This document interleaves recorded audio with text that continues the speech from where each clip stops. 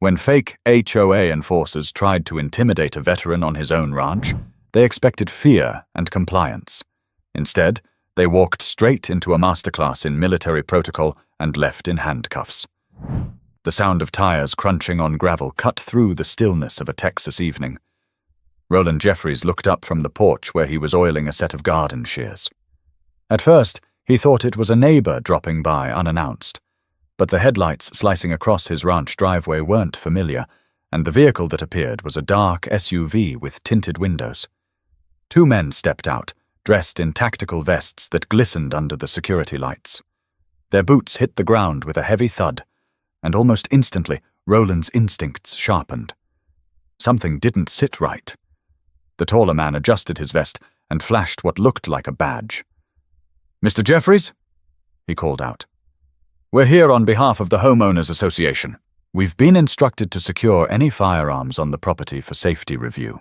Roland didn't move at first. He just studied them.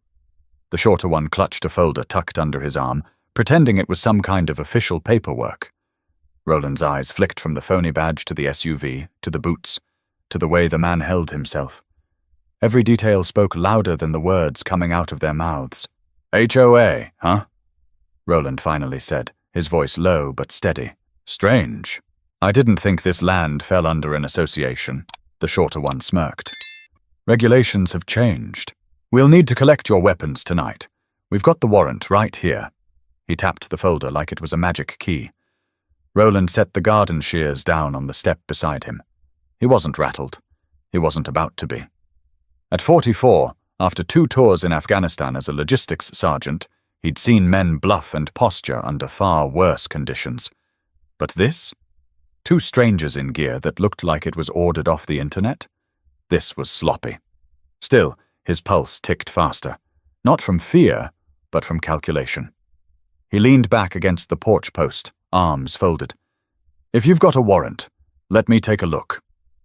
The taller man walked forward, stopping just short of the porch.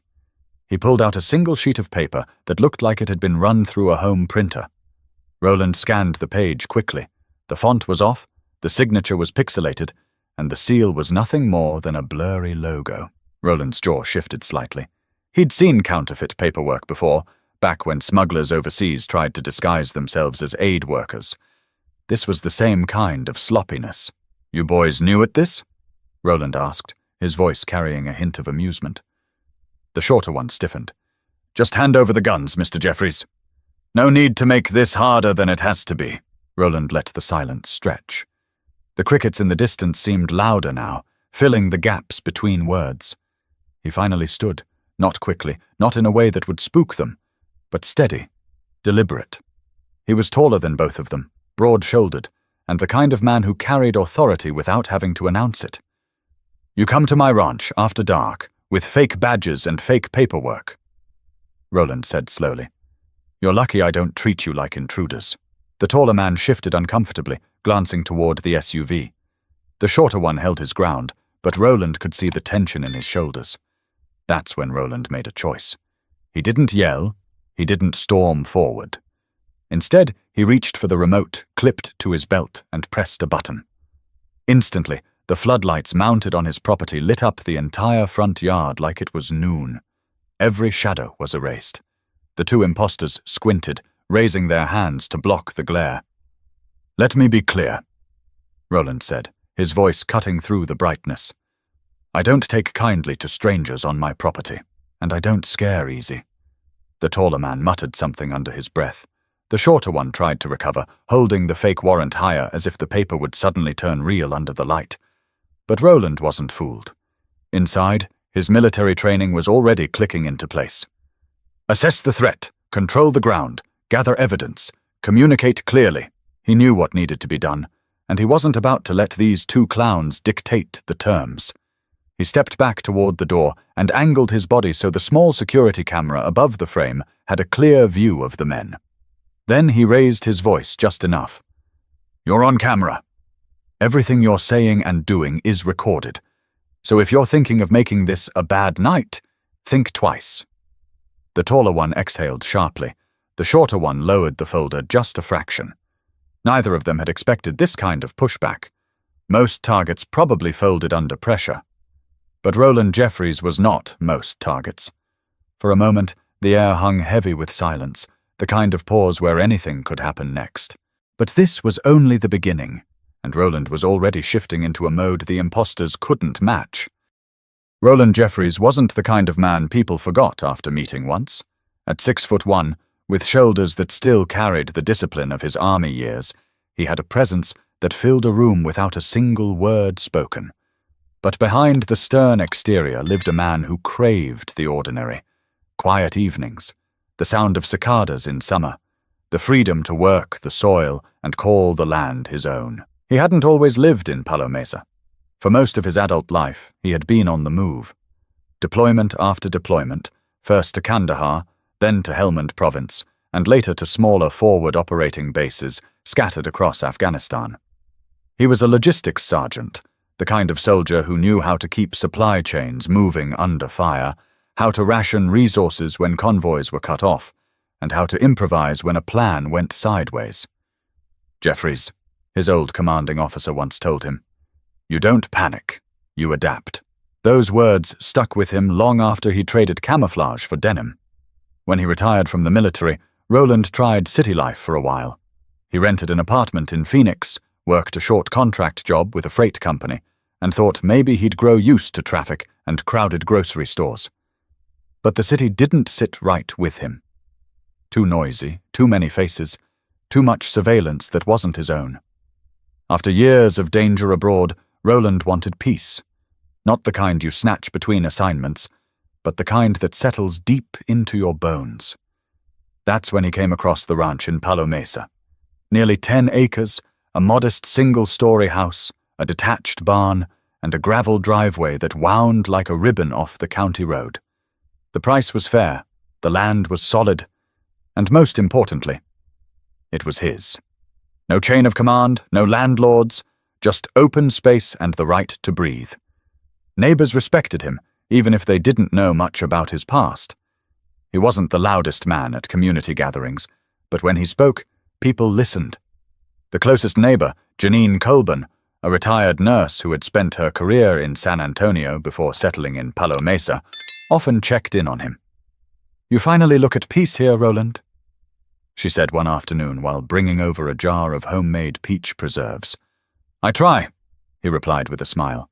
"But peace doesn't just happen. You've got to be ready to protect it." Janine didn't press further, but she understood enough. Many evenings she'd see him walking the property line, not paranoid, just watchful. Old habits die hard. Still, Roland found joy in small things. He kept a vegetable garden near the back of the property, raised a pair of cattle, and spent long hours in his workshop restoring old farm equipment. He read military history, but also surprised neighbors by recommending books on philosophy. He believed in preparation, but he also believed in understanding people, why they act the way they do, what makes them choose fear or courage. But beneath the routine, Roland always had a mental switch. A part of him that never fully left Afghanistan. A part that could wake up in an instant if something felt wrong. He never bragged about it, never waved it like a flag, but it was there, quiet, waiting. The truth was, Roland didn't expect his training to be tested back home. Palo Mesa was calm. Crime was low. Folks left doors unlocked during the day. That's why the SUV pulling into his driveway 3 weeks ago felt like a ripple in still water. Nothing in his years on the ranch had prepared him for imposters disguised as officials. He replayed the moment often in his head afterward, the fake badge, the mismatched gear, the arrogance in their tone. And he remembered how quickly that switch inside him flipped. 1 second he was oiling shears, the next he was cataloguing every detail the way he once scanned hostile checkpoints overseas. Janine later told him, "Most people would have been scared stiff, Roland. They'd have opened the door, maybe even handed things over just to avoid conflict. But you—" She paused, shaking her head. "You didn't even blink." Roland didn't correct her, though he knew it wasn't bravery. It was muscle memory. All those years of drills, of rehearsing the worst-case scenario, had carved permanent grooves into his thinking. And while he never sought recognition, That training had saved him before, and now it might have saved him again. But the imposters weren't finished yet, and Roland knew the real confrontation was only beginning. The taller man took another step forward, his boots grinding against the gravel, as if he wanted to grind Roland's patience down with it. Roland didn't move from the porch. His eyes stayed fixed, sharp and steady, like a soldier assessing a terrain map for danger zones. The shorter man, the one holding the paperwork, cleared his throat. "Look, Mr. Jeffries, we don't want this to turn into a problem. The association sent us out here to make sure things stay safe for everyone. We're not here to argue." Roland tilted his head just slightly. "Safe for who? My land isn't under your HOA. Never has been," the taller man quickly jumped in. "Regulations expanded last month. You probably missed the notice. It's standard procedure. We're going door to door." That was the first real tell. Roland's eyes flicked down to the badge again. A real officer, even one representing a city code office, wouldn't have used a vague phrase like standard procedure. They'd cite a statute, reference a case number, or at least know the name of the ordinance. These men were improvising. "You say you're door to door," Roland said slowly. "Funny. My nearest neighbor's half a mile away. You stop there first?" The shorter man hesitated. The taller one's jaw flexed. Neither answered. Roland gave a small nod, almost imperceptible, then asked, "What's the name of the sheriff here?" "The sheriff?" The shorter man glanced nervously at his partner. "We don't answer to him. We answer to the association." Roland chuckled under his breath. "Thought so." The taller man bristled. "Are you going to cooperate, or are we going to have to escalate this?" Now there was an edge in the man's tone, the kind of sharpness that usually preceded violence. Roland caught it, weighed it, and filed it away. His mind ticked through options. Retreat wasn't one of them. "Escalate?" Roland repeated, his voice calm but firm. "This is my ranch. You're the ones trespassing. You've got about 2 minutes to tell me who you really are before I treat this like a break-in." The shorter man stepped forward and raised the fake warrant higher. "Don't make this harder than it needs to be. We've got authority here." Roland didn't bother to look at the paper again. "Authority comes with real credentials. Yours don't hold up." The taller man shifted, and Roland noticed the bulge under his vest. A holstered weapon. Not carried with the ease of a trained officer, but clumsy, insecure, like someone who thought wearing a gun made them powerful. Roland made a mental note. He didn't announce it. He just let the knowledge sit there, waiting. "Let me ask you something," Roland said, lowering his voice so they had to lean in to catch it. "If this is official, why aren't there squad cars? Why no marked vehicles? Why are you driving around in a black SUV with no plates on the front?" The shorter man's face twitched. The taller one cursed under his breath. Roland stepped back slowly toward his door, his hand brushing against the side of the frame. The small movement triggered the interior lock mechanism he'd wired himself, a precaution he'd built into the ranch long before this night. Behind him, he heard the click of steel sliding into place. "You boys want to keep playing dress-up. Go right ahead," Roland said. "But understand something. I don't play games on my own land." The taller man took a step closer. "You're making a mistake. We can call in backup." Roland's eyes hardened. "Then do it. Call them. I'll wait." Neither reached for a radio. Neither had one. For a long moment, no one spoke. The only sound was the buzz of insects under the floodlights and the steady rhythm of Roland's breath. He didn't blink. He didn't flinch. He just waited, letting silence do what it always does. Expose the truth. The shorter man finally tried again, his voice breaking just slightly. "Look, we don't want this to go sideways. Just cooperate. Hand over what we need, and we'll be out of your hair." Roland smiled, but it wasn't friendly. "Out of my hair, huh? That's the first honest thing you've said tonight." He reached slowly into his back pocket, not for a weapon, but for his phone. With deliberate calm, he raised it and aimed the lens directly at them. The recording light blinked red. "You're live now," Roland said. "Keep talking." The taller man's shoulders tensed, and for the first time, a shadow of doubt crossed his face. They hadn't expected resistance. They hadn't expected cameras. And they sure hadn't expected Roland Jeffries. But Roland knew this wasn't over. The real test was still coming, and it would demand every ounce of control he had. Roland had seen enough in those first few minutes to know these men weren't who they claimed to be. Every word they spoke, every twitch of the hand, every sidestep, they were leaking their fraud all over the gravel driveway. But suspicion wasn't enough. He needed certainty, something undeniable, something that would stand up not just to his instincts, but to the law if it came to that. He kept his phone aimed at them, recording steadily. "Go ahead," he said calmly. "Tell me again what association you're with." The shorter man puffed up his chest like a bird trying to appear larger. "Palo Mesa Homeowners Association. This is official business." Roland narrowed his eyes. "Palo Mesa doesn't have a homeowners association." His tone was sharp, clipped, like the crack of a branch underfoot. The taller man flinched. Just slightly, but Roland caught it. His years overseas had trained him to pick up on micro-movements. A nervous blink, a shift of weight, a tightening of fingers. All tells of someone caught in a lie. "You sure about that?" the shorter man snapped back, trying to recover. "Regulations are always changing." You wouldn't know unless you read the letters. Roland lowered the phone for a second, just enough to make his next words sink in. "Funny thing, I read every piece of mail that comes across my box. And not once did I see anything about an HOA. You want to explain that?" Silence. Just the whine of insects outside, the glow of the floodlights, and the quiet tick of Roland's pulse. The taller man shifted again, his hand brushing near his vest as if to remind Roland he was armed. But Roland noticed something else this time. The weapon holster wasn't standard issue.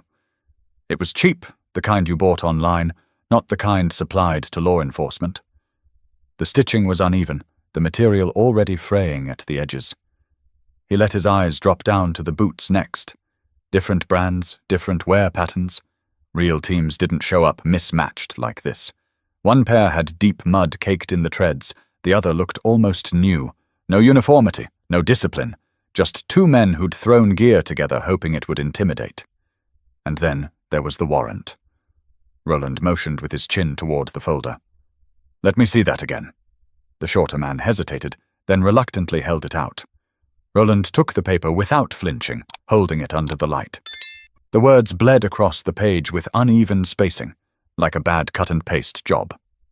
The header read, "County Enforcement Division," but the seal beneath it wasn't even for the county. It was a blurry state emblem stretched out of proportion. Roland raised an eyebrow. "Who signed this?" Officer McIntyre," the shorter man blurted. Roland's mouth tugged into a tight smile.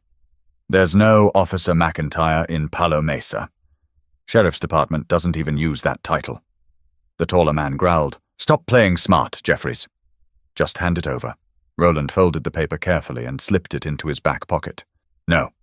This is evidence now." The shorter man's face went red. "That's not yours to keep." Roland's voice was steady, calm, but with an edge that could cut steel. "It sure is. Because if I turn this over to the sheriff, they'll want to know who thought it was a good idea to fake government documents. That's a felony." The taller man took a step forward, his hand flexing near his vest again. Roland noticed the movement but didn't react outwardly. Inside, his instincts screamed preparation. He had seen this posture before, in alleys overseas, in roadblocks that could turn violent with the wrong glance. The imposter was weighing whether to try force. "Think carefully," Roland said, his voice quieter now, forcing them to lean closer. "Because every second you're here, you're on camera. Every word you say is being logged. And if you make one wrong move, deputies will be here faster than you think." The taller man froze. His partner shifted on his heels, suddenly less sure of himself. The false bravado that had carried them up the driveway was starting to crack. Roland used the silence to press harder. "What's really going on? Who sent you? Because I know damn well it wasn't any homeowners association." Neither answered. The taller man's jaw worked like he wanted to spit out a threat, but couldn't form the words. The shorter one clutched the strap of his vest, fingers twitching nervously. In that moment, Roland's suspicion hardened into certainty. These weren't officers. They weren't even professional criminals. They were opportunists, amateurs who thought intimidation and props could carry them through. Roland kept his stance calm, unshaken, but inside he was already flipping through the next steps. Secure the ground, control the narrative, prepare for escalation. But the imposters weren't leaving, and Roland knew his training was about to be tested in real time. Roland had made his judgment. These men weren't who they said they were. And once certainty set in, the part of him that had been quiet since his last deployment stirred awake. His body shifted into that mode he thought he'd left in Afghanistan, a controlled, practiced state where every detail mattered and every move was deliberate. He took a half-step backward toward his door, his thumb pressing another button on the small remote clipped to his belt. A faint click echoed across the yard. To the imposters, it might have sounded like nothing. To Roland, it meant his second layer of security had locked into place. Steel bars slid silently behind the windows, shutters sealed across the back entry, and the gate at the far end of his driveway dropped into lockdown mode. The taller man squinted. "What was that?" Roland shrugged. "That was me taking control of my property." The shorter one scoffed. "You think toys are going to stop us?" Roland's lips curved into a faint smile. "They aren't toys. They're measures. Learned a long time ago. When you're outnumbered or outgunned, the ground you control is your best weapon." The taller man frowned, clearly not used to someone talking like that. "You're making this harder than it needs to be." "No," Roland corrected him. "You made it hard the moment you drove up here pretending to be something you're not." He angled his body slightly, ensuring the camera mounted above the porch had a clean shot of their faces. Then he raised his phone again, the red light blinking steadily. "You know," Roland said, his tone conversational but sharp as a blade.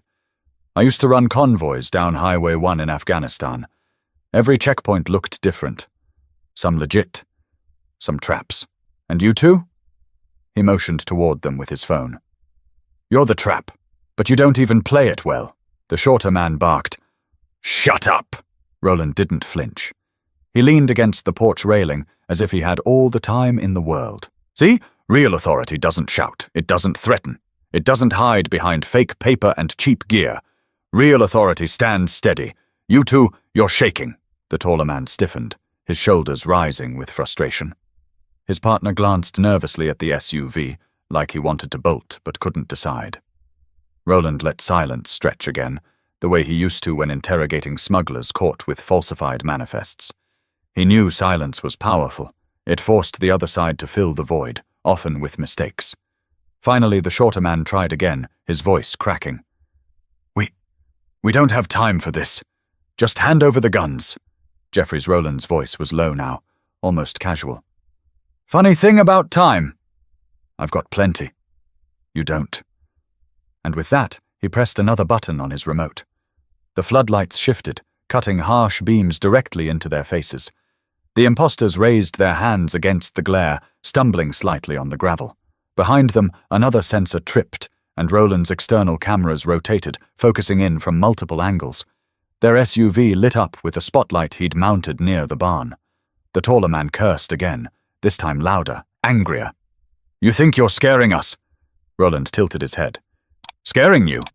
Number, I'm documenting you, that's what matters, because when deputies get here, they'll have no doubt about who you are or what you tried." The shorter man looked ready to snap. "Deputies? You think they'll get here in time?" Roland allowed himself the faintest grin. Already called. That was a lie, but it was a strategic one. He hadn't made the call yet. He wanted these men sweating, second-guessing. He wanted them aware that their window was closing fast. The taller one shifted, hand brushing his vest again. Roland caught the gesture, catalogued it, and straightened up. His voice hardened. "You touch that weapon, you'll regret it. Not because of me, but because the second you do, the sheriff's deputies won't give you the benefit of the doubt." Neither moved. Both men seemed caught between bluffing further and retreating. Roland's tone shifted again, steady and even. "You came here thinking intimidation was enough. But intimidation only works if the other man doesn't know better. I know better. And I know this. Your little act ends tonight." The taller man glanced sideways at his partner, muttering something Roland couldn't quite catch. The shorter man whispered back, clearly unsettled. Their coordination was unraveling. Roland pressed one last button, and the faint sound of sirens echoed from speakers hidden near the fence line. A recording he'd set up years ago for deterrence. The imposters froze, glancing around in panic.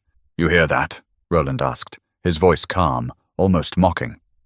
"That's the sound of your time running out." The taller one swore under his breath, his confidence cracking. The shorter man looked ready to run, but Roland knew fear could make desperate men dangerous, and the real showdown was about to ignite. The air felt charged, as if the whole ranch was holding its breath. Roland stood tall on his porch, his phone still aimed like a weapon, the blinking red light catching the imposter's eyes every few seconds. He could see it working. What had started as arrogance was unraveling into hesitation. But hesitation, Roland knew, could turn lethal in a heartbeat. The taller man shifted first. He pulled at his vest strap, fingers tapping nervously against the grip of the holstered pistol. The movement was deliberate enough to remind Roland the weapon was there, yet clumsy enough to betray uncertainty. "You've made this worse for yourself," the taller man growled. "We tried to do this clean." Roland's answer came steady, almost calm. "Clean is knocking during the day, with proper identification, in a marked vehicle. Clean isn't sneaking up in the dark with fake papers and second-hand gear. You call this clean?" The shorter one shot a glare at his partner. "Forget the speech, just do it already," he hissed. Roland caught the exchange. His instincts flared. This was the dangerous moment. One was losing his nerve, the other was teetering on aggression. Together, they were unstable. He adjusted his stance, subtly bracing one foot against the step, the other angled toward the door. His hand hovered near the porch railing, where just inside reach he'd set a heavy steel flashlight. Not a weapon, not yet, but close enough if he needed it. "Think real hard before you move," Roland warned, "because I've spent my life reading men like you. And I can tell you, your bluff's almost out." The taller man snapped, "You don't know who we answer to." Roland locked eyes with him, unblinking. "Then say it. Who sent you?" Silence. The taller man opened his mouth, then shut it again. His partner shifted his weight from one foot to the other, eyes darting toward the SUV as if calculating the sprint it would take to get back inside. Roland pressed the advantage. "I'll tell you who's coming next. The sheriff. Every second you stand here, you make it worse. Trespassing, fraud, impersonating officials, carrying firearms while doing it. You really want to explain that in front of a judge?" The shorter man snapped, his voice cracking. "Stop talking to us like we're children!" Roland's reply was ice cold. "Then stop acting like it!" The words landed hard. The taller man's face flushed red with anger. He yanked at the Velcro of his vest, adjusting it in frustration. Roland could see the strain in his jaw, the fight building behind his eyes. The tension hit a breaking point. The taller man stepped forward, closing the gap between the gravel and the porch. Roland raised his phone higher, making sure the camera caught every movement. "You're 1 second from making the worst mistake of your life," Roland said, his voice low, measured. "And when that second's gone, you don't get it back." For a long, dangerous moment, the taller man just stared, chest rising and falling like a bull about to charge. But then, something cracked. His eyes flicked sideways, just briefly, toward the flashing light on Roland's phone. That tiny reminder of evidence, of accountability, pulled him back from the edge. "Man, this is stupid," the shorter one muttered, tugging at his partner's arm. "We should go." Now Roland didn't let up. "You should have thought of that before you trespassed. Now you're on tape, your faces are documented, your vehicle's lit up like a Christmas tree. You're not just leaving this behind." The taller man cursed under his breath. "We're not done here, Jeffries." Roland's voice cut through him like steel. "Oh, you're done. Whether you walk away in cuffs or just drive off, that part's still up to you. But this act? Finished." The two imposters stood frozen, caught between bluster and retreat. Roland could see the calculation written across their faces. For the first time since stepping out of the SUV, they realized they weren't in control. And that shift, when intimidation gave way to fear, was exactly what Roland had been working toward. But fear was unpredictable, and as the taller man clenched his fists and glanced again at his weapon, Roland knew the danger wasn't over. In fact, it was about to peak. But before fists or weapons could decide the outcome, flashing lights began to paint the far end of the road. Help was on its way, and the standoff was seconds from breaking wide open. The first faint sweep of red and blue lights cut through the night sky, bouncing off the trees lining Roland's long driveway. The sound followed seconds later, low at first, then rising steadily as the sheriff's cruisers closed in. Roland didn't move from his porch. He stood steady, recording, watching as the imposters finally turned their heads toward the flashing lights. Their entire posture shifted. The taller one stiffened like he'd been caught mid-crime, because he had. The shorter one's composure cracked entirely, his jaw working, his hand twitching near his side like he was fighting the urge to run. "You called them!" The shorter man snapped, voice higher now, brittle with panic. Roland's tone was calm, deliberate. "Told you. Deputies move faster than you think." The taller one spat into the gravel. "We can explain this. We'll tell them we had authority." Roland raised an eyebrow. "With what? That fake warrant? Those dollar store vests? You really think a trained deputy won't smell your act in 5 seconds?" The SUV doors slammed open at the end of the drive. 2 cruisers had boxed it in, headlights blazing, tires crunching hard as deputies stepped out. Their flashlights cut through the night like spears. Voices rang out, sharp and commanding. "Hands where we can see them!" One deputy shouted. The imposters froze. For a beat, no one moved. Then the shorter man slowly lifted his hands, palms trembling in the glare. The taller one hesitated longer, his pride anchoring him in place. Roland could see the stubbornness burning in his eyes. The deputy repeated, louder, "Hands up! Now!"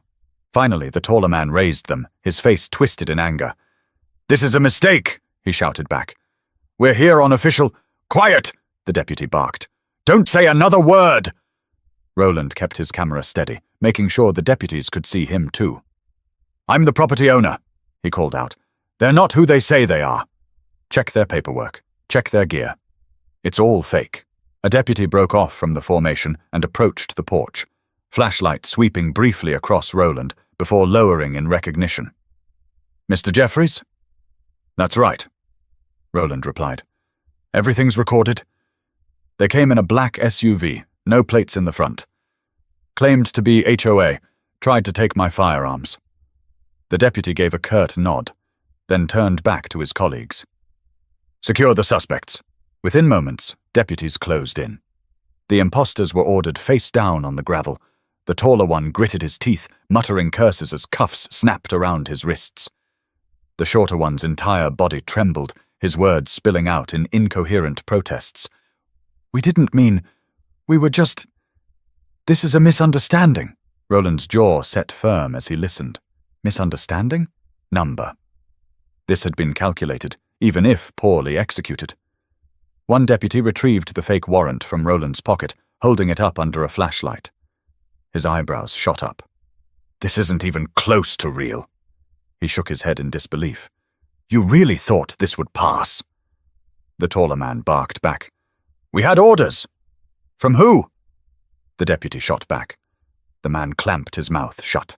The deputies exchanged looks, already sensing there was more to dig into. They pulled the imposters up, cuffed and subdued, and guided them toward the cruisers. Their SUV was left behind, its doors still open, its interior lit up under the barn spotlight Roland had triggered. One deputy lingered with Roland on the porch. "You kept your cool," he said, almost with admiration. "Most folks would have panicked, maybe even tried to fight. Could have gone real bad." Roland shook his head. "Panic never helps. I just used what I know." The deputy studied him for a moment. "You military?" "Army," Roland confirmed. "Logistics sergeant. Spent enough time overseas to recognize a bluff when I see one." The deputy gave a low whistle. "Well, good thing you did. These guys. They've been trying similar stunts in the next county over. HOA scams, utility scams, anything to get people to open their doors or hand over valuables. You're the first one to turn the tables."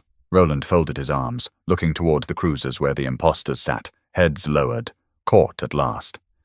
"They picked the wrong driveway tonight." The deputy offered a tight smile. "That they did? But you might have just helped us connect some dots. There's been a string of reports, People intimidated, sometimes robbed, sometimes worse. With this evidence, we'll finally have a trail. Roland gave a slow nod. Glad I could help. But let's be clear, it could have gone the other way. People need to know how dangerous this is. The deputy agreed, scribbling notes in his pad. We'll make sure they do. As the cruisers pulled away, carrying the impostors into custody, the floodlights on Roland's property still blazed, illuminating every corner of his land. He didn't turn them off yet, not until the last car disappeared down the road. He stood there, quiet now, letting his pulse slow back to normal. But as the night settled again, Roland knew this wasn't just about two impostors. It was about something deeper, something that would ripple through his neighbors and his entire county. By sunrise the next morning, word of what had happened on Roland's ranch was already spreading through Palo Mesa like a wildfire. News traveled fast in small communities, especially when it involved danger just down the road. People who usually waved in passing at the feed store or nodded politely at church were now stopping one another with urgency, retelling the story in their own words, each version carrying a sharper edge of fear. Roland didn't care for gossip, but he knew people would come to him sooner or later. Sure enough, by mid-morning, his nearest neighbor, Janine Colburn, appeared at the edge of his driveway. She held a thermos of coffee in one hand and her dog's leash in the other.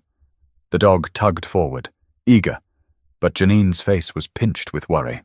"I heard about last night," she said, her voice breaking slightly as she drew closer. "Are you all right?" Roland offered a nod, steady and calm. "I'm fine." Sheriff's deputies handled the rest. She shook her head. "Fine? Roland, you had armed men at your door. That's not fine." He didn't argue, but his silence spoke for him. Janine stepped onto the gravel, her dog circling her legs. "I've lived here 20 years, Roland. I've never heard of anything like this happening in Palo Mesa. We don't even lock our gates most of the time. And now—" She stopped herself, pressing the thermos into his hand. "Now I don't know if I'll ever feel the same way again." Roland took the coffee, its warmth seeping into his calloused palms. "You'll feel the same again," he said finally. "But it takes preparation, awareness. Too many people think bad things can't happen in quiet places. They can. They just don't happen often. Until they do." Janine's eyes flicked toward the barn, where the SUV still sat under a tarp, waiting to be processed by deputies. "What if they had come to my place instead?" she asked softly. "What if it had been me? Alone? No cameras, no training." Roland didn't sugarcoat his answer. "That's why you don't open the door just because someone flashes a badge. Real authority doesn't mind being checked. Real officers don't take it personal when you ask for proof." Janine exhaled shakily. "I've trusted too much. Last month a man came by saying he was from the water utility. I let him onto my property without even thinking. What if—" Roland cut her off gently. "Then today, you start thinking. That's the lesson. Trust, but verify." Always later that afternoon, more neighbors trickled in. Some came in pairs, others alone, each wearing the same tight expressions Janine had carried. They stood in Roland's yard, listening as he explained the night in detail, showing them where the men had stood, how the fake paperwork looked, how the SUV had no plates. One man, Clark Beringer, a rancher with weathered hands and a habit of chewing toothpicks, asked bluntly, "You think they'll come back?" Roland shook his head. "Not these two. They're in custody. But men like them? Opportunists? They'll always exist. They just move on when one place gets too hot." Clark spat the toothpick into the dirt. "Damn cowards. They'd never try that in broad daylight." "Don't be so sure," Roland said. "They count on people being polite, being trusting. That's the weakness they prey on. Doesn't matter if it's day or night." The group grew quiet at that, each neighbor turning the thought over. It wasn't easy to accept that the very habits that made their community friendly could also leave them vulnerable. Janine finally broke the silence. "So, what do we do now?" Roland glanced around at the faces, people he saw at the diner, at the feed store, at Sunday service. Ordinary people who'd just had their sense of safety cracked wide open. "You prepare," Roland said simply. "You verify, and you stand together. They want us isolated, easy targets. Don't give them that." By evening, deputies had hauled the SUV away for evidence. The ranch was quieter again, though not as quiet as before.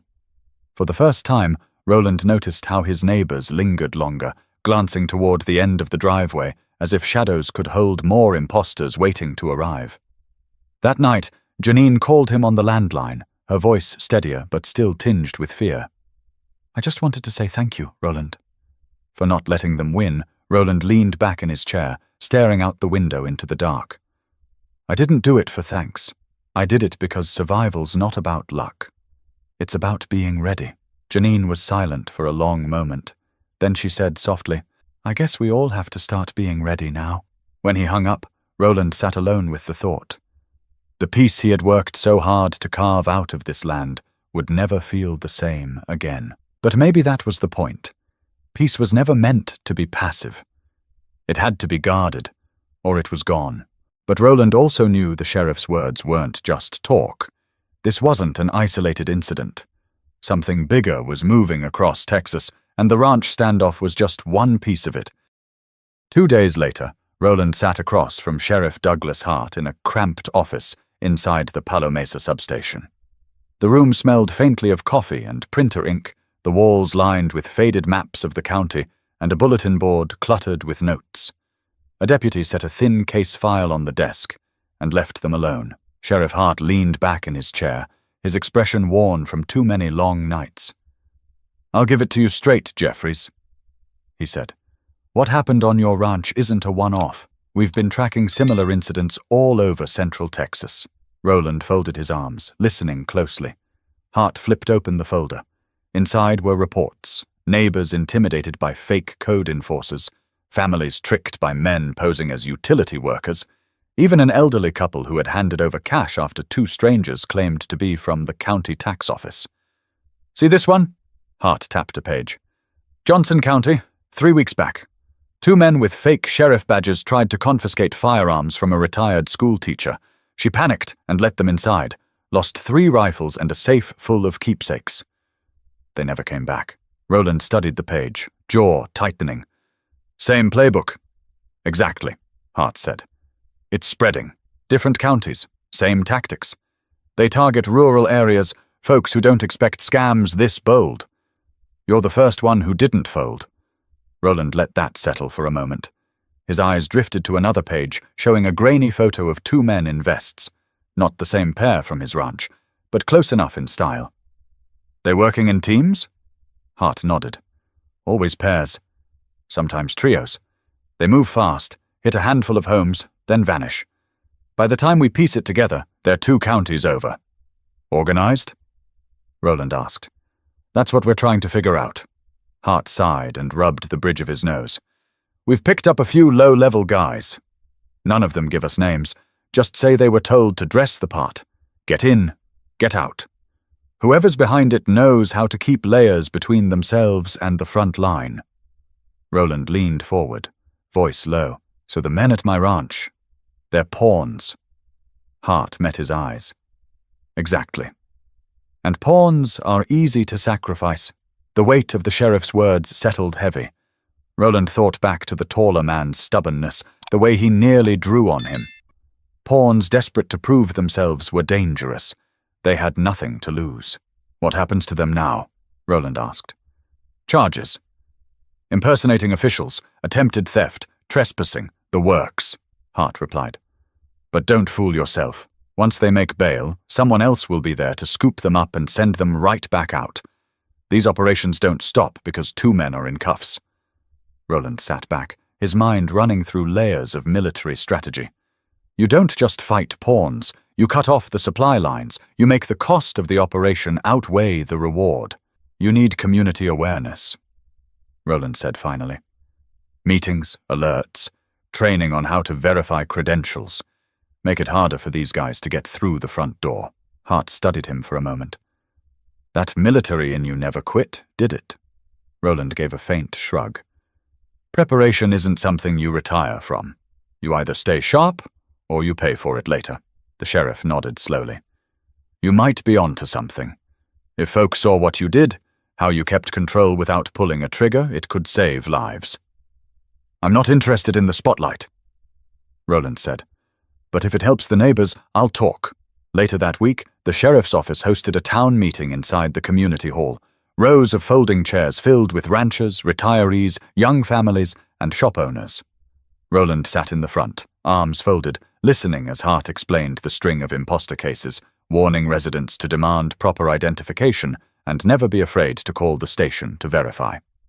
Then Hart turned toward Roland. "Mr. Jeffries here showed exactly how to handle it. Kept his cool. Documented everything. Didn't give them an inch."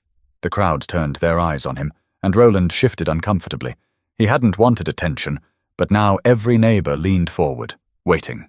"Look," Roland said, clearing his throat. "I'm no hero. I just treated the situation like it was hostile ground. You don't panic. You don't open the door just because someone's loud. And you never hand over what's yours without proof. Trust people, yes, but verify first. That's the difference between being a victim and walking away safe. Janine, sitting 2 rows back, whispered to the woman next to her. "That's exactly what I needed to hear." The sheriff nodded firmly. "We'll be setting up a hotline, distributing flyers, even going door to door to explain what to watch for. But let me be clear, this isn't over. We believe there's a network behind this, and until we cut the head off the snake, they'll keep trying." The hall filled with murmurs, fear mixing with determination. Roland sat quietly, watching his neighbors take it all in.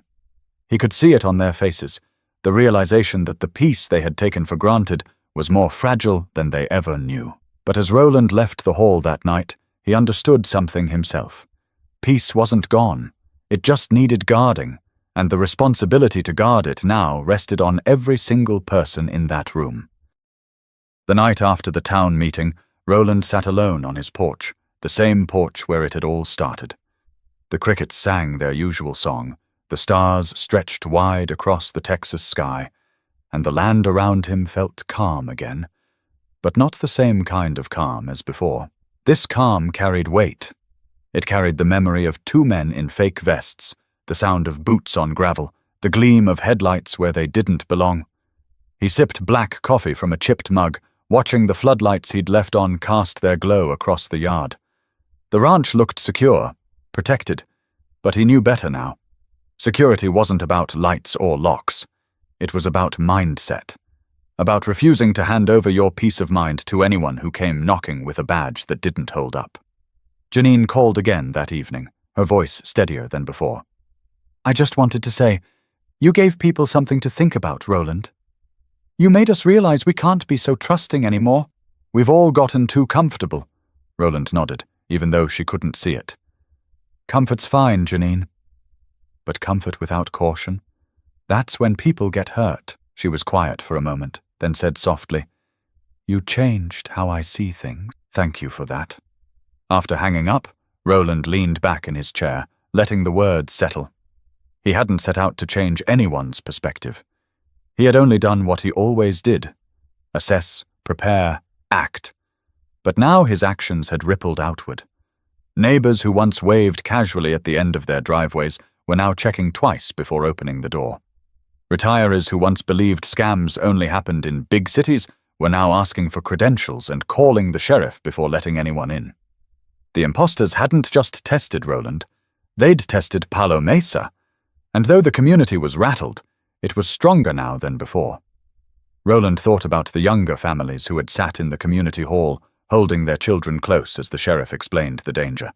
He thought about Janine, who admitted she once let a fake utility worker on her property without thinking.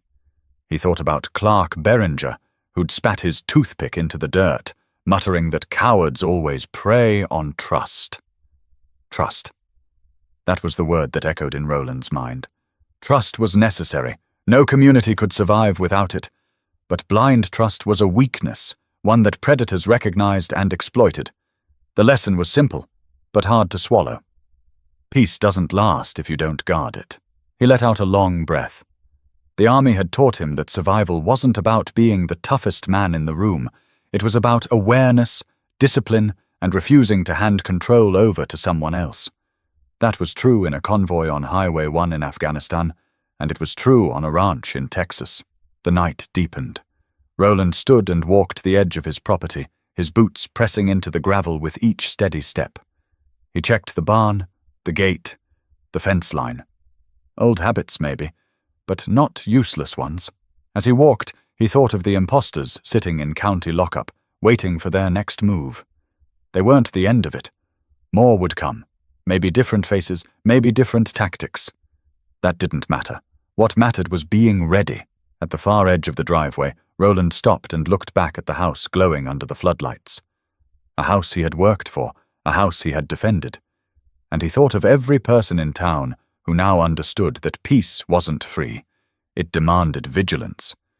He spoke quietly to himself, words carried off by the night air. They underestimated me. That was their first mistake. The second was thinking this community wouldn't stand up. The lesson was carved clear now. You don't need to be a soldier to protect what's yours. You just need the courage to question, the discipline to prepare, and the will to act when the moment comes. Roland turned back toward the house, the night cool on his face. He wasn't naive enough to think the danger was gone, but he also wasn't weighed down by it.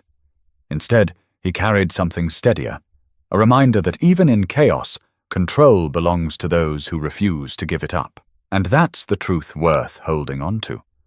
Peace is not something handed to you. It's something you defend. If you found this story meaningful, take a moment to think about your own life. Who do you trust too easily? Where do you leave yourself vulnerable? Preparation doesn't mean paranoia. It means valuing your peace enough to guard it. And if stories like this one made you think, don't forget to subscribe. There are more lessons, more truths, and more stories worth sharing.